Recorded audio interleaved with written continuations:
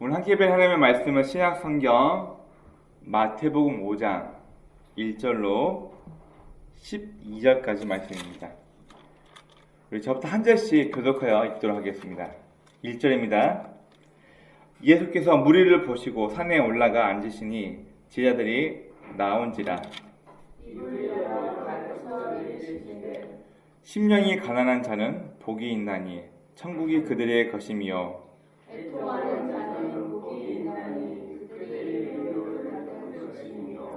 온유한 자는 복이 있나니 그들이 땅을 기업으로 받을 것이며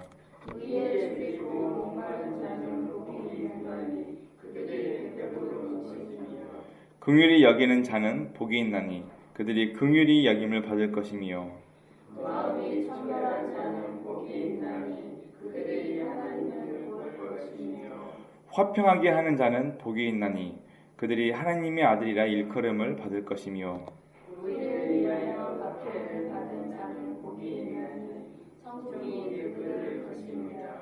나로 말미암아 너희를 욕하고 박해하고 거짓으로 너희를 거슬러 모든 악한 말을 할 때에는 너희에게 복이 있나니 기뻐하고 즐거워하라. 하늘에서 너희의 상이 큽니다. 너희 전에 있던 선지자들도 이같이 박해하십니다. 아멘. 기도하겠습니다. 하나님, 오늘도 저기 귀한 날 또 귀한 건강 하셔서 또 이곳에 다 모여 함께 예배 드리게 하심을 참으로 감사드립니다. 하나님, 우리의 생각이 이기적이고 나 자신만을 위해서가 아니라 우리가 성도라면 하나님의 방법대로 이 땅을 살아가는 것이 무엇인가 깨닫고 그 말씀대로 실천할 수 있는 우리 삶이 될 수 있도록 좀 인도하여 주옵소서. 오늘도 부족한 자가 주의 말씀을 들고 단위에 섰습니다. 하나님의 마음을 잘 증거하는 입술 되게 도와주시고 또한 듣는 우리 모두의 귀를 복되게 하사 이 말씀이 시간 낭비하고 그냥 흘러가 버리는 그런 시간이 아니라 말씀을 통하여서 하나님과 인격적인 만남이 있는 귀한 시간이 되어질 수 있도록 주의 성령께서 우리 이 모임 가운데 함께 하시고 인도하실 것 믿사며 우리를 구원하신 예수 그리스도의 이름을 감사하며 기도드립니다. 아멘. 네, 반갑습니다. 여러분들에게 좀 황당한 질문을 한번 해볼까 합니다. 혹시 어떤 소원을 갖고 계십니까? 오래 사는 소원. 자, 부자 되는 거? 당장 건물 한 소. 자, 우리 마음 가운데는 각자 저마다 꼭 이루어졌으면 하는 그런 소원들이 꼭 하나씩 있습니다. 그럼 여러분 보세요. 나의 소원은 부자 되는 거야. 나의 소원은 아픈 몸이 건강해지는 거야.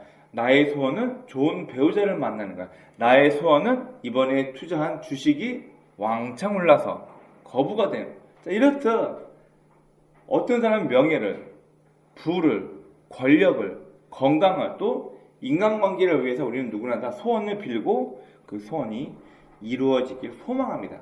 어쩌면 그 소원이 내가 아직 이루지 못한 내 삶의 목표이기 때문에 내가 어떻게 해든지 부자가 될 거야. 내가 어떻게 해든지 명예로운 사람이 될 거야. 내가 어떻게 해서든지 내가 원하는 그 목표를 위해서 달려가는 것. 어쩌면 아직 완성이지 못한 미완성인 내 삶의 목적을 위해서 쫓아가는 것을 우리는 소원이라고 말할 수 있을 것입니다. 여러분, 그러면 한번 냉정하게 생각해 봅시다. 우리가 바라는 소원은 진짜 이유는 결국 자기 만족이에요. 내 삶의 목적이 올바르다면은 여러분, 우리가 바라는 각각의 소원은 모든 사람한테 다 공용이 돼야겠죠. 그러나 이 소원이라는 것도 나에게는 그것이 소원이겠지만 다른 사람에게는 그게 소원이 되지 않을 수도 있다는 얘기예요. 무슨 얘기냐면 나에게만 결국 내가 요구하고 내가 원하는 자기 만족스러운 인생을 살기 위해서 내가 이렇게 살았으면 좋겠는데 내가 이런 인생을 살고 싶어 각자 마음속에 있는 자기 만족을 말하고 있습니다. 결국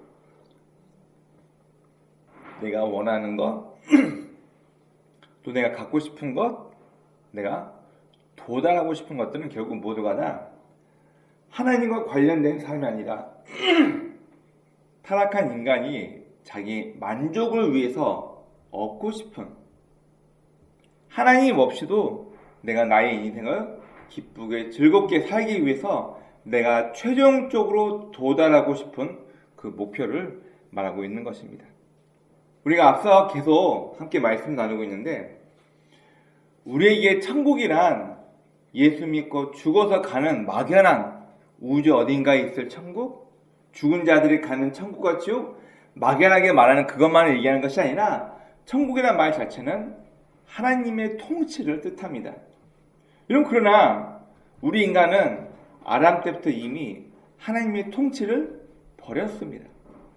내가 얻고 싶은 것을 위해서, 내가 바라는 것을 위해서, 최초의 인간이었던 아담도 하나님께서 금하신 선과 악을 알게 하는 과실의 실과를 금하셨지만 보암직하고 먹음직하고 지혜롭게 할 만큼 탐스러워서 하나님께서 금하신 그 말씀을 깨트려버리고, 하나님 말씀보다 내가 지금 당장 저걸 얻고 싶어, 나에게 하지 말라고 하셨지만 지금 당장 나는 그걸 하고 싶어.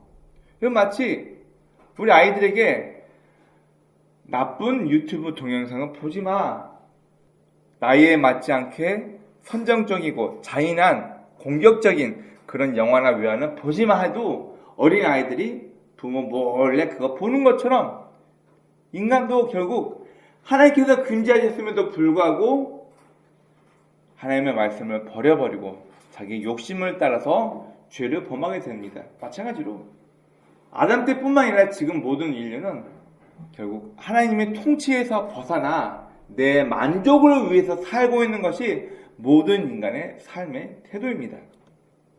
결국 인간은 이제 더 이상 하나님의 통치를 받으려고 하지 않고 이 세상의 통치, 야 돈이 있어야 돼, 명예로워야지, 야 사람이 권력이 있어야지, 무슨 의혹들이 있어도 힘이 있으니까 다 덮어버리고 정치적으로 무혐의 처리되고 누구는 잡혀가고, 뉴스 보면 아주 시끄럽죠. 힘이 많으니까 모든 걸 눌러버리죠.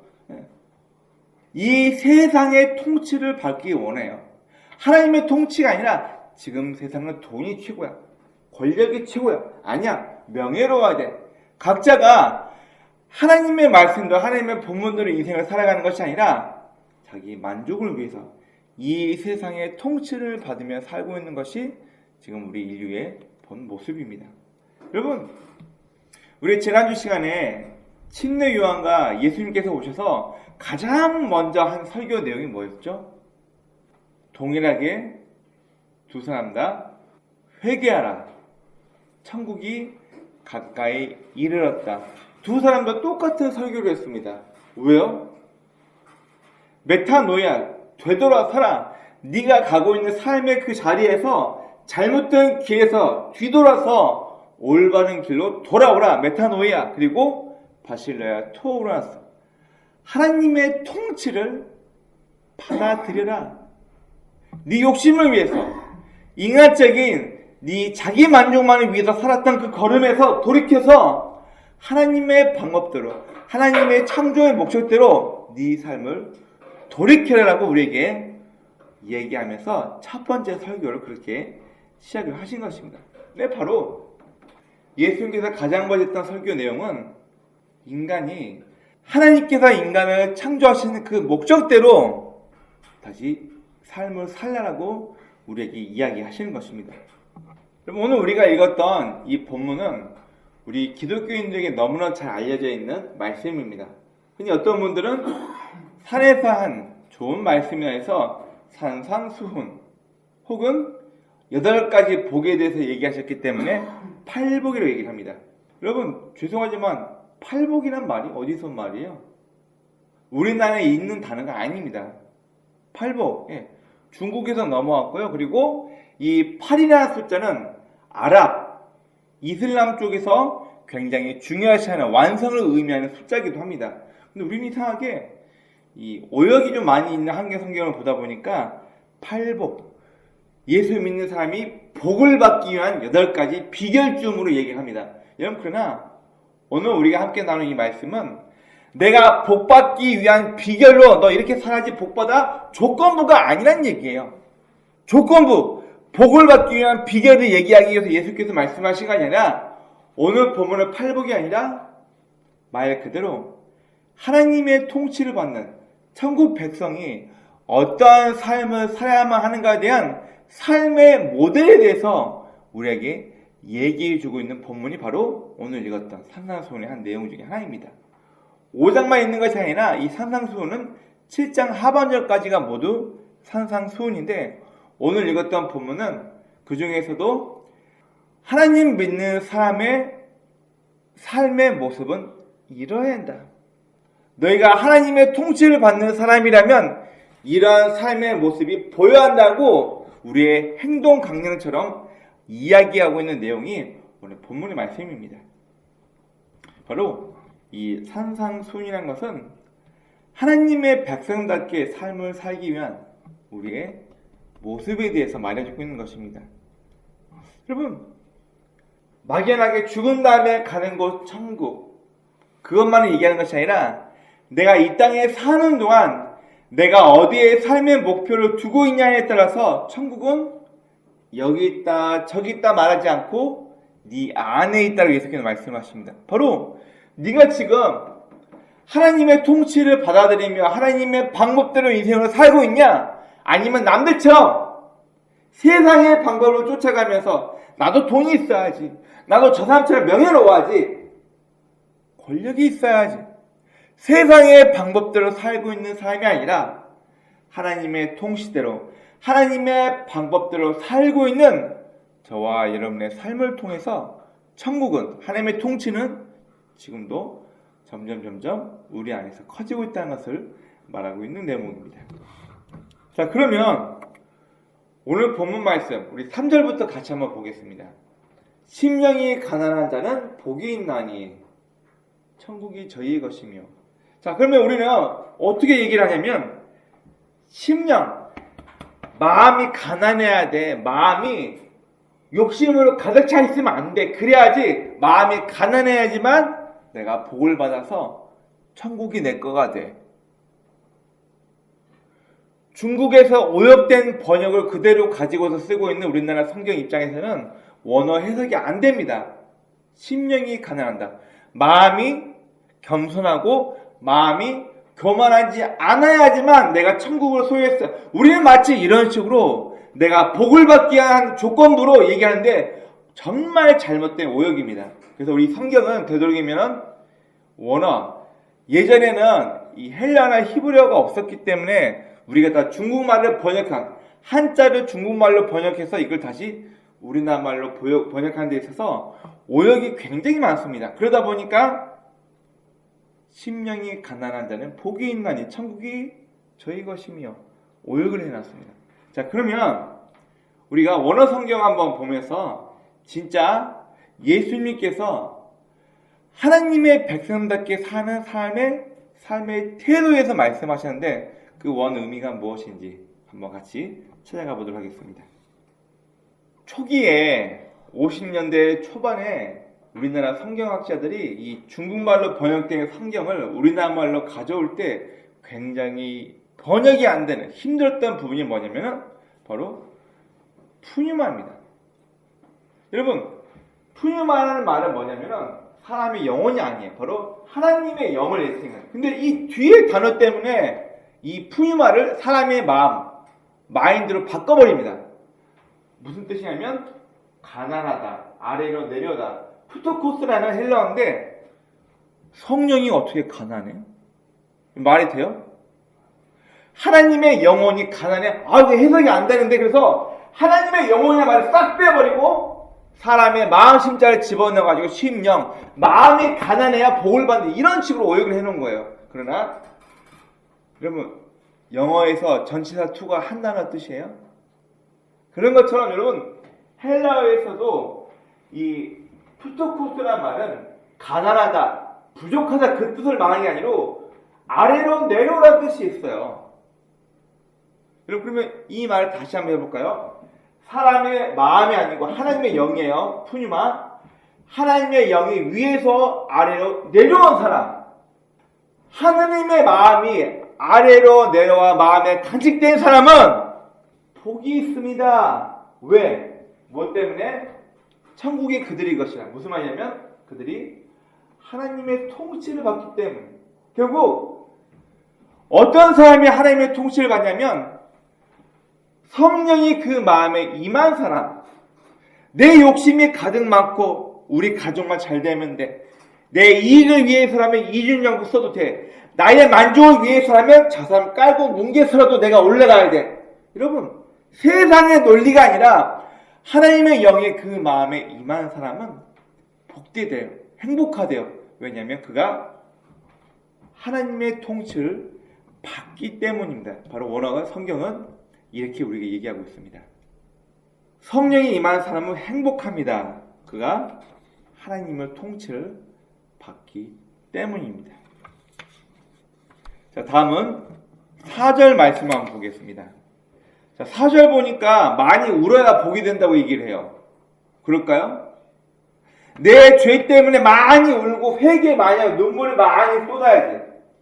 과거에 저희 아버지 세대 목사님들이 설교할 때 네가 회개해서 흘린 눈물을 하나님께서 병에다 담아가지고 그 병의 중량만큼 너에게 복 줄 거야. 많이 회개해야 돼서 많이 울어래 그냥.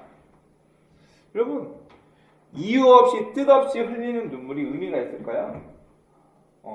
좀 우스갯소리인데 왜 남자의 눈물과 여자의 눈물이 소금 농도가 다른지를 조사한 실제 결과가 있습니다. 자, 그런데 이 염분, 농도를 비교해 보니까 남자의 눈물은 되게 짜고 여자의 눈물은 염도가 조금 부족해서 덜 짜다는 결과가 나왔습니다.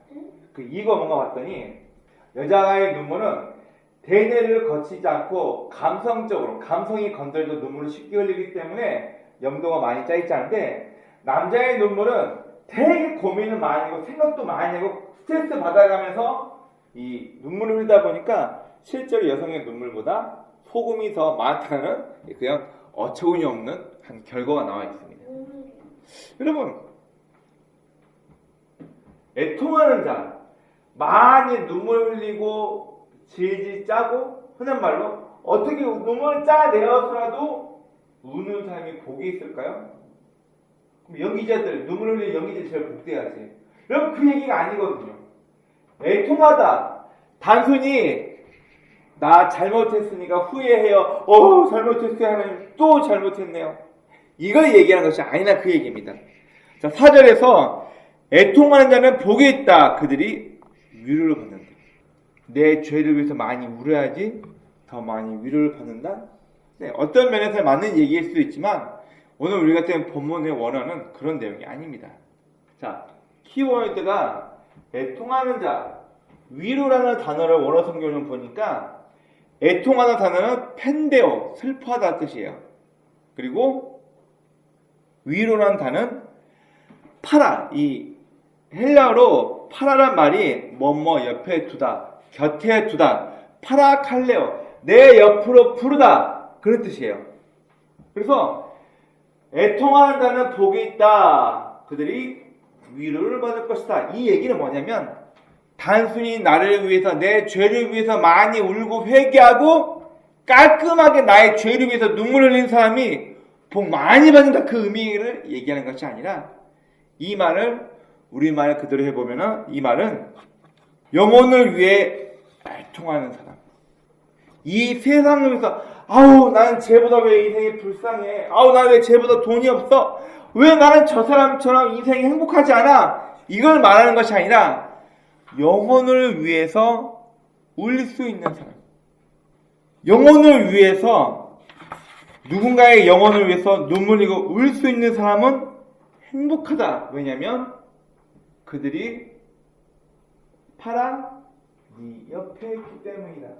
무슨 얘기냐면 아직 하나님의 통치를 받지 않고 이 세상의 통치대로 이 세상의 욕심대로 살고 있는 사람들이 네 옆에 있기 때문에 그들을 위해서 네가 울 수 있는 사람이 되어 그런 얘기를 하는 것입니다. 우리 데살로니가서에 보면은 항상 기뻐하라, 쉬지 말고 기도하라, 범사에 감사하라 이 내용도 있고 기도와 간구와 도구로 성도에 쓸 것을 위해 기도하라 그런 말씀이 있습니다. 기도, 간구, 도구. 이거 한자 말 그대로 해석해 보면 똑같은 얘기 아니에요?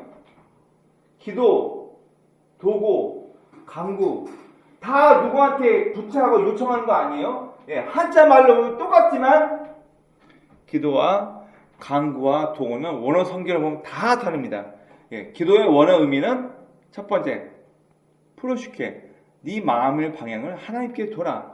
두 번째 기도와 간구. 여기서 간구란 말이 뭐냐면은 중재하다. 하나님과 멀어져 있는 인간들의 사이를 중재하다. 그런 의미가 담겨 있어요. 바로 애통하는 데는 복이 있다. 이 말은 뭐냐면 단순히 아무 의미 없이 울고 슬퍼하는 것 얘기하는 것이 아니라 하나님을 모르는 자들을 위해서 애통할 수 있는 사람, 슬퍼할 수 있는 사람은 복이 있습니다. 그 이유는 그들이 당신의 삶의 주변 옆에 있기 때문입니다. 그 뜻이에요. 내 가족이 아직 예수를 모른다. 나와 함께 10년지기, 20년지기 함께 했던 내 친한 지인과 동료들이 예수를 모른다. 여러분, 애통한다는 말은 단순히 나 복받기 위해서 마음이 어리고 마음이 가난해지고 슬퍼하면 내가 복을 많이 받겠지 그 얘기를 하는 것이 아니라 지금도 저와 여러분들 주변에는 하나님을 모르는 사람들이 있다는 거예요. 그 사람들을 위해서 중재할 수 있는 사람, 그 사람들을 위해서 울어줄 수 있는 사람, 이게 애통하는 자는 행복합니다. 그들이 당신 곁에 있기 때문이라고 우리는 해석할 수 있습니다. 여러분, 누가 진짜 우리의 친구인가요? 제 직장 동료들 얘기를 들어보니까 나 술 먹자고 할 때 나와줄 수 있는 사람이 친구래요. 네, 다시 한번 내가 좋건 슬프건 짜증나건 야, 술 한잔 걸치자 할 때 술 먹으러 나와줄 수 있는 사람이 친구래요. 자, 한번 여쭤볼게요. 함께 술 먹었던 그들이 정말 친구인가요? 친구의 의미를 좀 다르게 생각해 봅시다. 함께 원하는 무언가를 위해서 함께 시간을 소비할 수 있는 것, 네, 우리는 흔히 그거를 친구라고 얘기합니다. 나랑 같이 게임하는 사람, 나랑 같이 술 마실 수 있는 사람, 나랑 같이 등산이나 수영이나 스포츠, 나와 함께 취미를 즐길 수 있는 누군가 우리는 친구라고 얘기합니다. 여러분, 그러나 친구란, 우리가 생각하는 친구란 진짜 의미는 어떻게 보면은 아프리카 원주민, 인디언들의 친구라는 의미가 더 와닿는지 모르겠습니다. 여러분, 인디언들은 친구라는 의미를 어떻게 두고 있냐면 나의 짐을 대신 들어주는 사람을 친구라고 부릅니다. 예루살렘에서 여리고로 내려가던 중에 한 사람이 강도를 만나서 거반 죽게 됩니다. 두드러 맞아가지고 반 송장이 되어서 길바닥에 쓰러져 있는데 대제사장 하나님 앞에 예배를 드리는 사람도 왔다가 오우씨, 이 사람 죽어가네. 자기는 예배를 드려야 되는데 시체를 만지거나 부정해지면 안 되니까 그냥 가버립니다. 다음 레위인도 그 사람이 쓰러져 있는 걸 보고 도와주긴 해야 되는데 나도 지금 제사를 드려야 되니까 율법대로 내가 부정해지면 안 되니까 그 사람은 그냥 놔두고 가버립니다. 마지막, 이런 개같은 이스라엘 사람들이 개같다고 욕하는 사마리아인이 그걸 봅니다. 얘기하면 길어지면 사마리아인들은 혼혈, 피가 섞여버렸기 때문에 니네들은 하나님을 섬길 자격이 없어. 니네들은 종교 다원주가 돼버렸어 해서 이스라엘 사람들은 사마리아인들을 개 취급하면서 사마리아 땅도 지나가지 않고 뺑 돌아서 그 길을 갑니다. 실제로 그랬어요. 그만큼 천대했던 사마리아 사람이 길 가다가 강도 만난 사람을 만나요. 그리고 그 사람을 자기 나위에다 세워놓고 영화관에 가서, 여기서 말하는 영화는 우리가 잠잘 때 돈 내는 영화를 말하는 게 아니에요. 지파마다 쉴 수 있는 공간이 따로 있습니다. 그 공간에 가가지고 그 사람의 병간호를 부탁하고 자기 여비를 주고서라도 그 사람을 치료해달라고 부탁하고 갑니다. 자기는 잘난 척, 나는 율법들 다 지키고 살았어요. 예수님, 나 잘났어요. 너 하나님 사랑하고 이웃 사랑해라. 이 율법학자가 자기가 예수님 앞에 올바르게 자기 좀 대단한 사람인 것처럼 자랑하려고 누가 나의 이웃입니까? 라고 물어보니까 이때 예수님께서 강도 만난 자의 비유를 들면서 이 율법학자에게 물어봅니다. 자, 이 세 명이 이 강도 만난 자를 만나고 지나갔는데 이 셋 중에서 누가 강도 만난 자의 이웃이냐라고 물어봅니다. 누가 이웃이에요? 명성 있는 대제사장, 하나님의 예배를 지도하는 레위인, 아니면 이스라엘 사람들 개, 돼지 취급받던 사마리아인. 과연 셋 중에 누가 이 강도 만난 자의 진짜 이웃입니까? 선을 베푼 자가 이웃입니다라고 얘기하니까 예수님께서 그제서야 너도 가서 이같이 해라. 자기를 잘난 척하려고 그러면 누가 나의 이웃입니까? 칭찬받으려고 했던 이 사람에게 예수님이 일치로 가합니다. 이웃은 네가 정하는 것이 아니고 너에게 호의를 베푸는 사람, 또 네의 호의를 필요로 하는 사람이 모두가 다 너의 이웃이 될 수 있다는 비유를 예수님께서 얘기를 하십니다. 애통하는 자가 복받기 때문에 더 많이 울어야 돼, 많이 회개해야 돼, 그 이야기를 하는 것이 아니라 아직도 우리 주변에 내 가족 가운데 예수를 모르는 사람을 위해서 울며 하나님과 인간관계를 중지할 수 있는 사람이 복이 있습니다. 행복합니다라고 오늘 본문에서는 이야기하고 있는 것입니다. 다음 5절 말씀을 보겠습니다. 이 5절 말씀이 참 우리가 너무나도 잘 알고 있는 원 단어가 있습니다. 자, 5절 다 같이 한번 읽어봅니다. 시작. 온유한 자는 복이 있나니 그들이 땅을 기업으로 받을 것이며.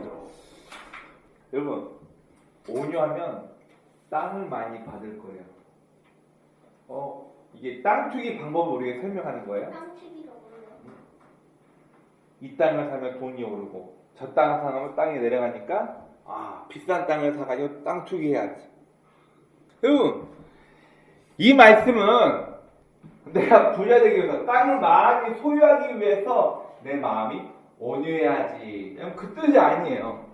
여러분, 그러면 한 대 툭 때려 왜 그래, 괜찮아, 발로 푹 쳐, 미안해, 괜찮아, 화 안 내고 마인드 컨트롤 잘 되는 사람이 온유하다, 그 뜻이에요. 그런 사람이 부자 돼서 땅을 많이 소유한다는 얘기예요. 그 뜻이 아니거든요. 자, 우리가 너무나도 잘 알고 있는 단어가 쓰여져 있습니다. 자, 온유한 자, 땅을 기업으로 받는데요. 자, 이 단어를 원어 성경 한번 보겠습니다. 프라위스란 말인데, 이 프라위스라는 원어 어원이 어디서 왔냐? 바로 프로시코마이라는 단어를 왔는데, 기도의 원뜻, 마음의 방향을 정하다. 온유한 자가 복이 있다. 그런 사람이 땅을 기업으로 받는데요. 그 말은 뭐냐면, 내가 착하고 온순하면 툭 때려서 왜 그래, 괜찮아, 이런 성품을 얘기하는 것이 아니라 마음의 방향이 정해진 사람을 얘기하는 거예요. 마음의 방향이 정해진 사람은 땅을 기업으로 받는다. 그 말은 뭐냐면, 이 기업이라는 원어 성경에 보니까 소유하다. 크레오노모스라는 이 헬라어 원어가 써 있는데, 여러분, 이 뜻은 뭐냐면은 땅을 통치하게 한다. 땅을 후사로 받는다. 이 말은 뭐냐면은 내가 삶의 방향을 정하지 못해서 남들이 하라는 대로 인생 살아가는 거고, 부자 되려고 하니까 돈이 최고니까 지금은 땅 투기를 해야 되니까, 집 없어도 비싼 차 있어야 되니까 무조건 그렇게 해야 돼. 남들 따라가면서 끌려다니는 인생이 아니라 온유한 자, 마음의 방향을, 내 삶의 방향을 이미 정하는 사람은 이 땅에게 끌려다니지 않고 이 땅을 통치한다. 이 땅에서 휘둘리지 않고 인생을 살아가게 된다. 그 의미를 얘기하고 있는 것입니다. 여러분, 지금도 밖을 나가 보십시오. 자기 몸값을 높이기 위해서 공부하며 취업을 준비합니다. 나라는 삶의 가치를 증명하기 위해서 사자 돌림받는 직업을 얻기 위해 난리를 칩니다. 예, 특히 우리나라처럼 자원이 부족한 나라는 공부를 잘하지 않는 이상은 출세길이 다 막혀있기 때문에 무조건 공부해야 얘기해요. 저도 제 아이들에게 얘기합니다. 네가 공부를 잘하는 것이 중요한 게 아니라 공부를 잘하게 되면 선택의 폭이 넓어지는데 공부를 못하면 네가 선택할 수 있는 가짓수가 확 줄어버린다. 네가 선택해라. 엄마 아빠는 네 인생을 살지 못해. 네가 좋은 인생을 선택하기 위해서 네 스스로를 위해서 준비해라. 저도 맨날 그 얘기를 합니다. 이런 바로 이 본문의 이 이야기는 온유한 자, 마인드 컨트롤을 잘하고 순한 양처럼 들이받아도 가만히 있고 당하기만 하는 사람, 이걸 얘기하지 않아요. 여러분, 온유하다는 단어가 구약에서 나오는 온유하다는 단어, 그리고 여기에 신약에서 쓰인 온유하다는 단어가 전혀 다른 뜻이라는 걸 좀 기억하시기 바랍니다. 우리 성경에 보면은 출애굽기 보면은 모세가 구스 여인, 피부가 검은 종족을 자기 아내로 받아들여요. 근데 이걸 가지고 모세의 형과 누나였던 아론과 미리암이 모세를 비난해. 야, 같은 유대인들 중에서 네 부인을 찾을 것이지 무슨 흑인을 네 와이프로 얻냐? 막 승질내요. 그러니까 하나님께서 이 남매 사이에 들어오셔가지고 이 얘기를 합니다. 야, 모세처럼 온유함이 지면에 승한 사람이 없어. 무슨 말이에요? 모세처럼 온유함이 이 지상에서 가장 뛰어난 사람이 없다 얘기해요. 가장 온유한 사람이랑 모세를 칭찬하시면서 하나님께서 모세 편들고 모세를 비방했던 미리암은 7일 동안 나병에 걸려버립니다. 자, 온유한 말이 뭐예요? 착하니 그 얘기가 아니요. 구약에서 말하는 온유함이라는 뜻은 뭐냐면 많이 두드러맞고 조련받아서 야행성이 없어진 상태를 말하는 거예요. 모세처럼 하나님께 많이 두드러 맞아가지고 악한 본성이 없어진 사람이 없다. 야, 니네가 모세처럼 나한테 호되게 훈련 받은 적 있어? 모세는 이 땅의 모든 사람 중에서 나의 가장 많이 훈련 받는 사람이야. 그걸 얘기하는 거예요. 구약에서 이 뜻은 야생성이 없어질 때까지 훈련 받았다는 그 단어를 썼고요. 오늘 우리가 이 본문에서 이 온유한 뜻은 마음의 방향이 나도 남들 따라가야지. 부자되는데 하니까 야 그래도 명예로운 야 TV 봐봐. 힘 있으니까 없는 그것도 만들려고 있는 것도 다 덮어버리잖아. 아 힘이 있어야 돼. 돈이 있어야 돼.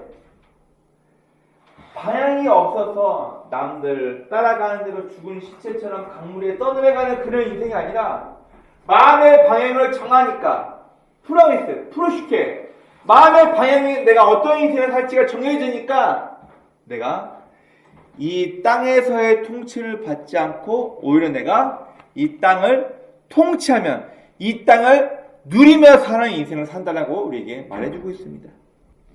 여러분 요즘은 송사리 찾기가 많이 힘든데요. 물고기로 비유 한번 해볼게요. 저 어렸을 때는 송사리가 참 많았는데 아무리 물살이 세고 해도요 물고기는 물에 떠내려가지 않습니다. 저도 냇가에서 물고기 좀 잡아보니까 물이 흐르는 방향대로 물고기 이렇게 뜰망을 하면 절대 물고기 못 잡아요. 근데 물고기가 물살을 거슬러 올라가는 방향에서 이렇게 잡으면 물고기를 잡을 수가 있더라고요.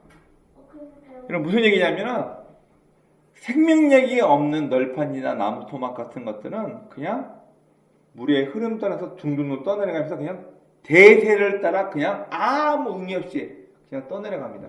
그러나 물고기는 자기 마음대로 하류를 갔다가 상류를 갔다가 때로는 폭포도 거슬러 올라가면서 자기가 원하는 위치까지 올라가며 인생을 삽니다. 바로 오늘 본문은 하나님의 통치를 포기한 인간들이 대부분 세상의 방법대로 대세를 따라서 남들도 그렇게 하니까 너도 그렇게 살아 대세를 따라가 무의미하게 인생을 허비하기 때문에 그런 인생을 살지 말라는 거예요. 하나님의 백성은 이미 마음의 방향을 하나님께 두고 삶의 방향, 삶의 목적을 결정하고 그 목적대로 이 땅을 살아가면서 이 세상의 통치에 휘둘리지 않는 이 땅을 오히려 다스리고 누릴 수 있는 것이 하나님의 삶이라고 우리에게 이야기를 하고 있습니다. 여러분, 성경에서 죄라는 단어를 하타 혹은 하마르티아라는 단어로 표현을 하고 있습니다. 자, 양궁이에요, 양궁. 이 하타라는 뜻은 뭐냐면은 빗나가다. 원래는 자, 궁수가 정확히 활시위를 당겨서 자신이 원하는 표적에 정확히 꽂혀야 돼, 맞춰야 돼. 그런데 이 하타 혹은 하마르티아라는 단어가 뭐냐면은 관역에서 빗나가 버리다. 도달해야 할 목적지가 있는데 그 목적지에서 빗나가 버리다. 이걸 하타, 빗나가다 이렇게 얘기를 하고 있습니다. 바로 타락한 인간의 상태는 하나님께서 원하신 인간 창조의 목적에서 벗어났다는 것을 이야기하고 있는 거예요. 오늘 예수님께서 이 마태복음 5장부터 마태복음 7장까지 내용을 쭉 보면 하나님의 백성답게 사는 게 뭐냐? 남들처럼 욕심대로 남들처럼 사는 게 아니고 하나님의 말씀대로 하나님의 통치대로 살고 있는 하나님의 백성답게 사는 것이 무엇인가에 대해서 우리에게 쭉 나열하며 설명하고 있는 것이 마태복음 7장 하반절까지 내용입니다. 여러분, 타락한 아담의 후손인 우리는 모두가 다 바로 이 하타, 하마르티아의 상태에 놓여 있는 겁니다. 하나님께서 인간을 창조한 목적이 뭐예요? 네 마음대로 살려고, 네 욕심대로 남 죽이고 전쟁하면서 남 학살하면서 네가 가지고 싶은 것을 위해서 남을 짓밟아. 여러분, 이런 목적과 의도대로 우리를 만드셨나요? 아니거든요. 창세기 2장 26절부터 27절까지 말씀을 보면 하나님께서 자기의 형상을 따라 인간을 창조하시고 이 땅을 다스리게 하셨다고 명확하게 인간 창조 목적이 나와 있습니다. 자기의 형상대로 하나님의 성품을 담아서 우리를 만드시고 우리 인간이 하나님의 목적대로 이 세상을 다스리게 하는 것, 이게 하나님께서 인간을 창조하신 원 목적이에요. 그리고 더 나아가 2장에 보면은 이 히브리 단어에 인간 창조의 목적에 대한 내용이 명확하게 나와 있습니다. 우리 다 함께 성경 제일 처음 창세기 2장으로 한번 넘어가 볼게요. 자, 먼저 1장 26절 먼저 보겠습니다. 2장 26절 보니까 하나님이 이르시되 우리의 형상을 따라 우리의 모양대로 우리가 사람을 만들고 그들로 바다의 물고기와 하늘의 새와 가축과 온 땅에 기는 모든 것을 다스리게 하자 하시고, 자, 이거 우리라는 단어 때문에 이게 그 삼위일체를 설명한 단어인데 죄송하지만 너무 조직신학 끼워 맞추기 하려고 하는데 우리라는 단어가 뭐냐면은 우리 그리스 로마 신화를 간단히 한번 비유를 들어볼게요. 그리스 로마 신화를 보면은 지하를 관장하는 신 하데스, 그리고 바다를 관장하는, 물을 관장하는 포세이돈, 하늘을 관장하는 제우스, 그리고 사랑을 관장하는 에로스. 자, 이렇듯 각 신마다 자기가 관장하는 게 다 있는데 이 성경에가 왜 하나님의 엘로힘 복수형으로 표현해버리냐면 그 당시 고대 근동에서 신하면은 어느 한 분야만 잘해야 돼요. 근데 뭐 이거 성경에만 말하는 여호와 하나님은 모든 걸 다 잘해. 표현할 방법이 없으니까 엘로힘이라는 복수형을 써가지고 하나님이라는 분을 표현을 해요. 그래서 우리들이 단어 쓴 거지 뭐 이게 삼위일체를 표현하는 어쩌네. 죄송한데요, 언어 플레이어, 너무 조직신학에서 갖다 끼워 맞추게 하려고 하는데 그러면 안 됩니다. 우리의 형상을 따라, 하나님의 형상을 따라서 인간을 창조하셨다라고 이 1장 26절에 얘기하고 있고요. 다음 2장을 한번 보겠습니다. 2장 7절 말씀을 보시기 바랍니다. 창세기 2장 7절. 자, 다 같이 읽어봅니다. 시작. 여호와 하나님이 땅의 흙으로 사람을 지으시고 생기를 그 코에 불어 넣으시니 사람이 생령이 되니라. 자, 자, 상상 한번 해봅시다. 흙으로 사람 모양을 만들어 놓고 그 코에다가 후 바람을 불어넣었더니 생명이 되었대요. 마치 SF 과학 영화를 상상하면서 촬영으로 사람 모양 만들어 놓고 후 불었더니 그게 사람 움직이는 사람이 되었대요. 여러분, 그러나 이 히브리 원어를 보면은 그 코에 생기를 불어 넣었더니 생명이 되었다. 살아서 움직이는 사람이 됐다. 이것만은 얘기하지 않아요. 영어 성경에는 그냥 living, 살아있는 생명체가 되었다 이렇게 해석하고 있는데 원어 성경에 보면은 뭐라 나와 있냐면 하이, 네슈마. 그러면 하이라는 단어가 뭐예요? 하이. 우리 가수 중에 누군가의 한숨, 그 고독한 이런 노래가 있어요. 이 노래를 만든 사람 이름이 이하이예요. 여러분, 하이란 말의 원어 성경가 뭐냐면은 숨, 살리다, 살아있다. 그래서 살아있는 생명, 리빙, 하이 네쉐마. 자, 생명이 되었다. 생해결됐어요. 네쉐마. 하이 네쉐마는 뭐예요? 쉐마. 바로 살아서 쉐마. 하나님의 음성을 듣는 존재로 우리 인간을 만드셨다고 창세기 2장 7절에서는 좀 더 명확하게 인간을 지으시는 목적에 대해서 얘기하고 있습니다. 하나님 막연하게 사람 만들어볼까? 인간 한번 만들어보자. 이게 아니라 하나님은 처음부터 인간을 위해서 이 시간을 다 쏟으시며 천지를 창조하십니다. 여러분, 첫째 날 뭐 만드세요? 둘째 날, 셋째 날. 자, 흑암과 밝음을 구분해놓고 물과 땅을 구분해놓고 그리고 동물들 만들고 땅을 다 준비해놓고 제일 마지막 여섯째 날에 사람을 만드세요. 만약 사람을 제일 처음 만들었으면 사람 어떻게 될까요? 못 살아요? 죽어요. 어린 아이가 한 집에 한 가정에서 태어나게 되면 부모가 그 어린 아이를 위해서 모든 걸 준비합니다. 여러분, 지구가 태어난 연도가 46억 년인지 몇 방명인지 몰라요. 그냥 과학자들은 모르면, 특히 진화론자들은 수백만억 년 중에 인간이 나왔다. 지구가 탄생되었다 얘기하는데 몰라요. 밝혀진 것이 없기 때문에 숫자 갖다 붙인 것도 지네 마음대로 갖다 붙였기 때문에 몰라요. 아무도 몰라요. 그러나 성경에서 정확히 우리에게 보여주고 있는 건 뭐냐면 천지를 창조한 모든 순서가 오로지 인간이 살 수 있는 환경을 조성하기 위해서였다는 것을 명확히 알 수 있습니다. 하나님은 처음부터 인간을 만드실 때 인간이 살 수 있는 환경을 만드시고 그 인간과 영원히 함께할 수 있는 반려적인 존재로 우리를 만드셨는데 인간 창조의 목적이 깨트려져요. 뭐 때문에? 죄 때문에. 나는 더 이상 하나님의 통치 안 받을 거야. 저거 보니까 먹음직스럽고 보암직스럽고 따먹으면 지혜로울 만큼 탐스러워 보이는데 내가 왜 하나님 말 들어야 돼? 나는 하나님 말 들을 필요가 없어. 결국 선과 악을 알게 되는 실권을 따먹어버립니다. 하지 말라는 선악과를 따먹어버리고 죄를 짓죠. 결국 빗나가버린 거예요. 더 이상 나는 하나님의 통치를 받지 않겠다는 선언이에요.